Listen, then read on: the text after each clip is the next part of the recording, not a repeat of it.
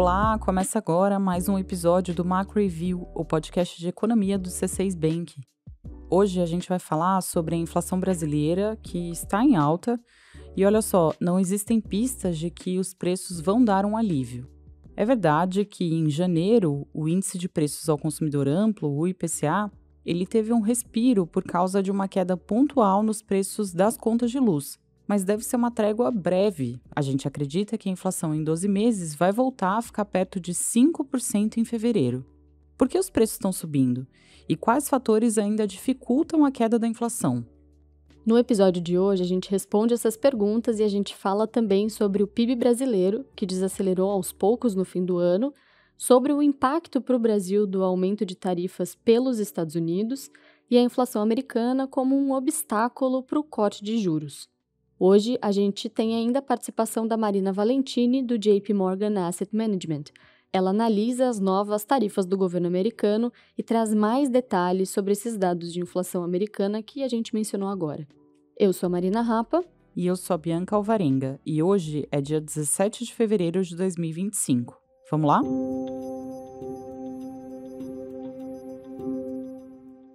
A inflação brasileira se manteve acima do limite da meta em janeiro. Segundo os números divulgados pelo IBGE na semana passada, o IPCA acumulado em 12 meses recuou de 4,8% para 4,6%. E vale lembrar aqui, o teto da meta de inflação é de 4,5%. Mas essa foi uma melhora breve. Em janeiro, a inflação recuou por um fator pontual. O crédito gerado pelo bônus de Itaipu barateou as tarifas de energia em 14%. Em fevereiro, não vai ter crédito na conta de luz. E na ausência desse bônus, a inflação deve voltar a acelerar. Segundo os nossos cálculos, o IPCA acumulado em 12 meses deve alcançar cerca de 5% em fevereiro. Se esse número se confirmar, vai ser a maior inflação desde setembro de 2023. O que preocupa é que a alta de preços no Brasil não parece ser passageira.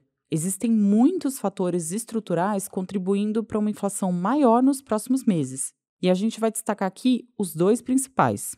O primeiro é o câmbio. Mesmo que a cotação do dólar tenha recuado desde o início do ano, o real continua desvalorizado. O câmbio fechou a última semana na casa dos R$ 5,70. É melhor do que o patamar de R$ 6,20 alcançado no fim do ano passado, mas é ainda superior à cotação média registrada em 2024, que, para lembrar aqui, foi de R$ 5,40. Isso significa que produtos e insumos cujos preços são influenciados pelo dólar, como combustíveis e alimentos, eles devem ficar mais caros em 2025 do que ficaram em 2024. O segundo fator que contribui para uma inflação maior nos próximos anos é o mercado de trabalho.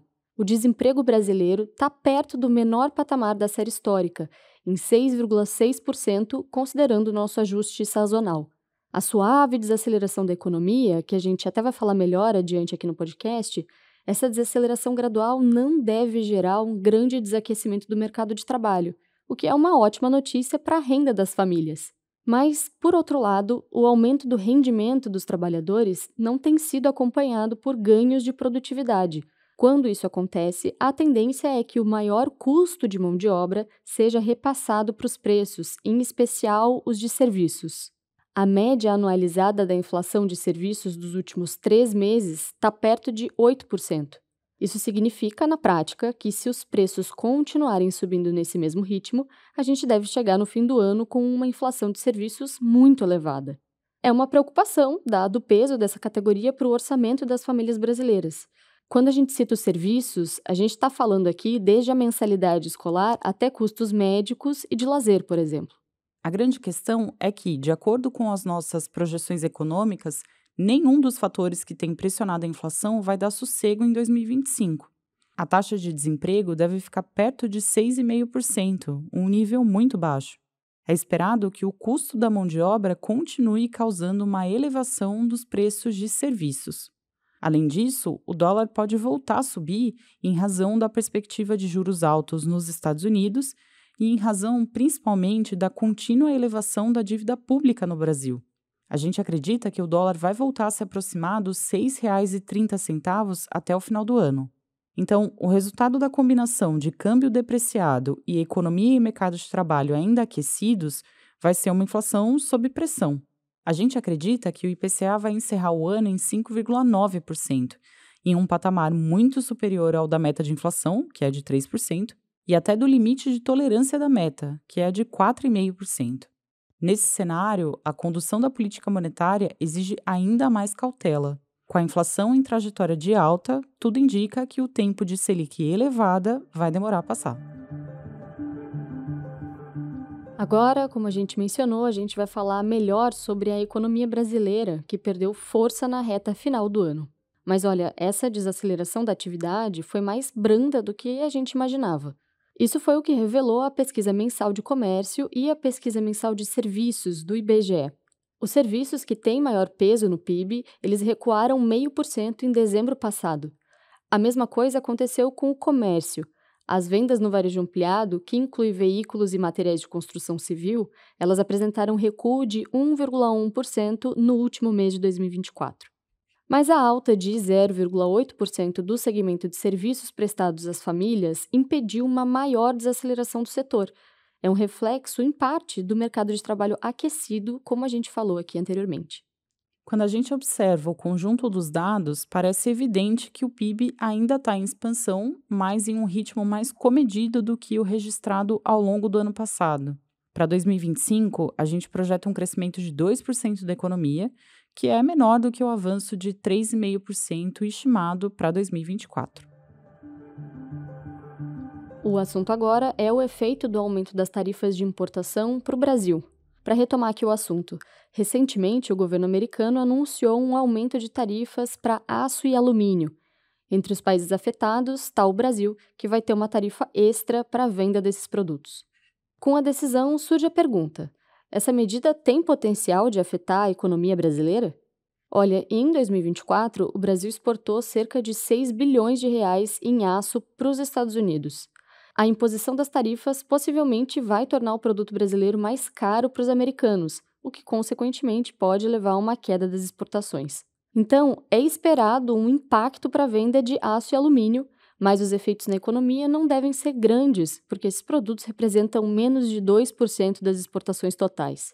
Mas vale lembrar aqui que o governo americano tem cogitado a implementação de uma tarifa única de 10%, ou até de tarifas recíprocas para todos os produtos importados pelos Estados Unidos.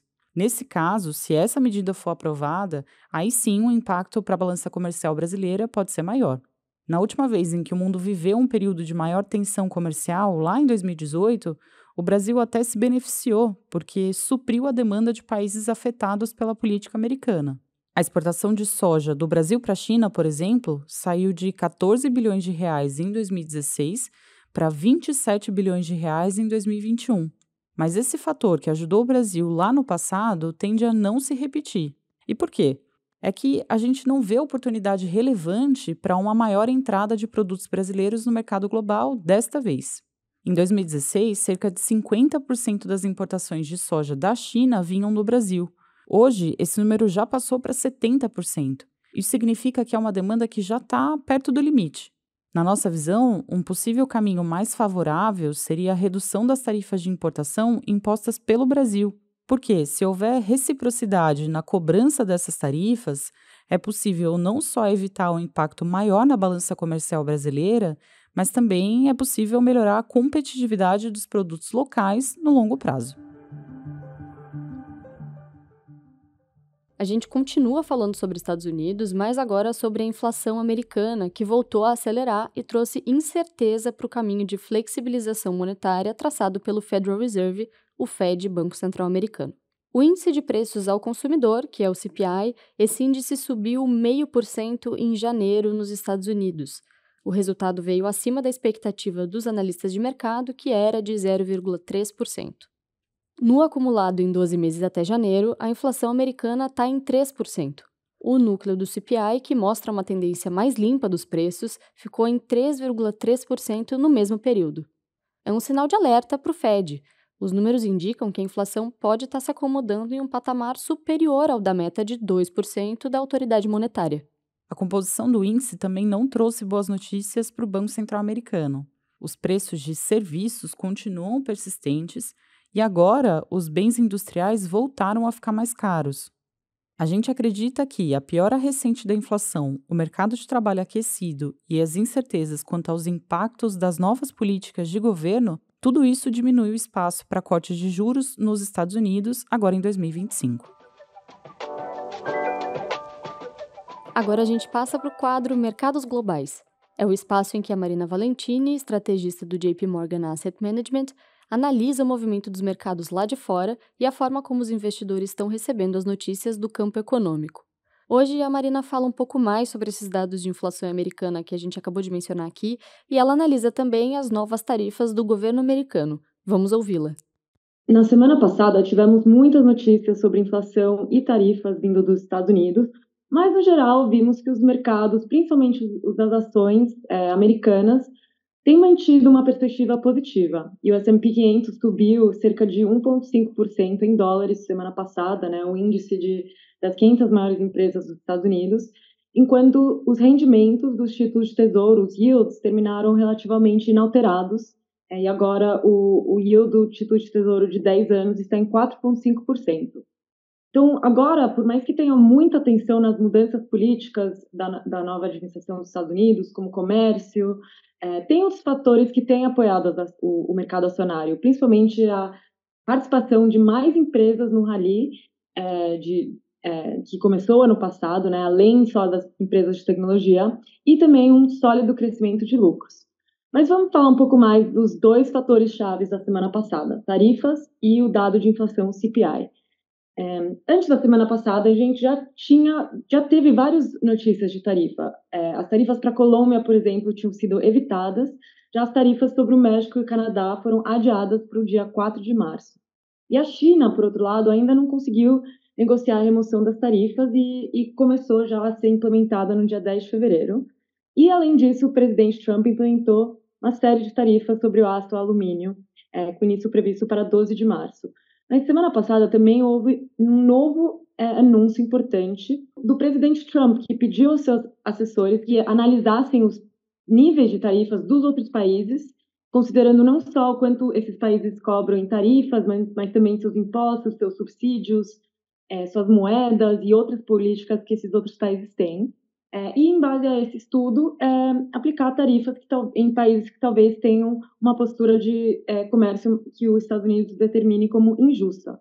Então, os detalhes desse anúncio ainda foram muito vagos, falta muita mais informação, e nada realmente foi implementado ainda. Parece que o mais cedo que essas tarifas poderiam entrar em vigor seria em abril.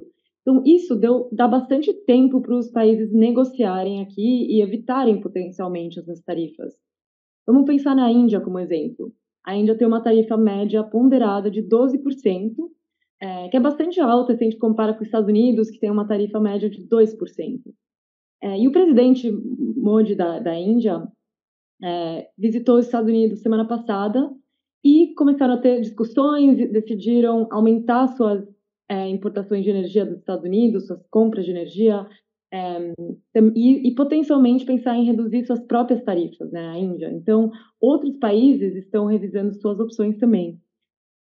Então, aqui a gente vai ter que esperar mais informação. Aqui a expectativa é que, se realmente essas tarifas recíprocas, que são chamadas, forem implementadas, poderiam atingir mais os mercados emergentes que acabam tendo tarifas mais altas, como a Índia, que eu mencionei, Coreia, Brasil até, para citar alguns nomes.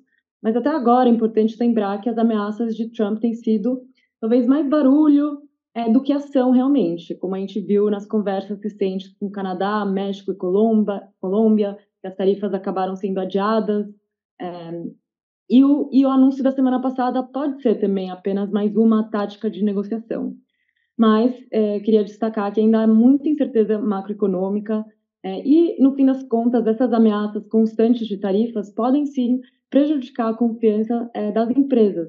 Então, a gente tem que dar um passo atrás, lembrar que a gente ainda está na quarta semana da administração do presidente Trump e ainda há muito caminho pela frente.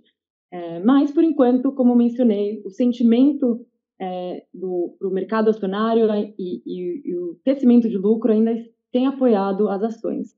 A Marina também analisa como esses últimos números de inflação devem trazer mais cautela para o Fed. Queria passar para falar só no final aqui sobre inflação, que também tem a ver com as tarifas, porque o mercado tem certas preocupações que as tarifas poderiam gerar pressões inflacionárias. E, de fato, a gente vem visto que o progresso de inflação foi um pouco estagnado nos últimos meses. Essa última leitura de CPI marcou o 4º aumento consecutivo desde setembro do ano passado. Claro, são alguns dos suspeitos de sempre que estão gerando a inflação, como seguros de carro e preços de aluguéis, de moradia. Mas a gente viu assim, alguns outros aumentos em tipos de preço, como alguns alimentos, medicamentos. Então, achamos que, curto prazo, essa inflação, aos poucos, pode continuar caindo, mas a segunda metade do ano, muito vai depender das mudanças políticas e, principalmente, da magnitude e sequência das tarifas. Então, fechando aqui tudo para o Fed, qual que podia ser o impacto para o Fed? Achamos que o Fed vai manter muita paciência e esse relatório de inflação mostra que ainda o CPI, a inflação, não justifica um corte adicional. Então, a menos que a economia esfrie, é provável que o Fed mantenha os juros em pausa até que eles tenham mais clareza política. Então, em outras palavras, as taxas de juros podem continuar altas por mais tempo. Hora da nossa agenda. Eu compartilho agora os dados econômicos que a nossa equipe acompanha nos próximos dias. Na quarta-feira, dia 19, saem os dados de inflação ao consumidor, ou CPI, no Reino Unido. A nossa expectativa é de uma inflação ainda persistente. Também na quarta, o Banco Central Americano divulga a ata da reunião de política monetária de janeiro.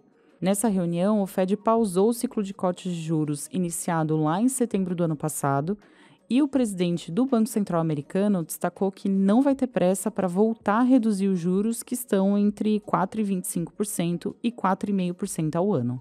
E para terminar a semana, na sexta-feira, a gente vai saber o resultado dos índices de gerentes de compras, o PMI, do mês de fevereiro dos Estados Unidos, da zona do euro e do Reino Unido. Esse indicador é, de certa forma, um termômetro da atividade econômica dos países. Então, a gente acredita que a economia americana continua firme, enquanto na zona do euro a atividade econômica segue em um ritmo mais lento. Bom, é isso. Chegamos ao fim de mais um episódio. Muito obrigada por nos acompanhar até aqui.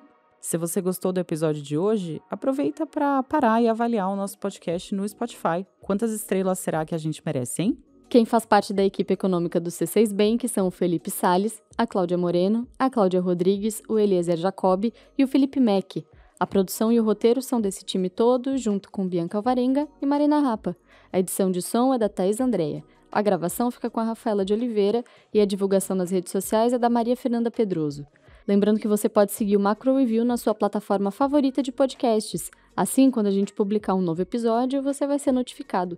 É bom para quem quer ficar por dentro da economia e para quem quer conhecer uma visão original dos fatos econômicos. Uma boa semana para você e até a próxima!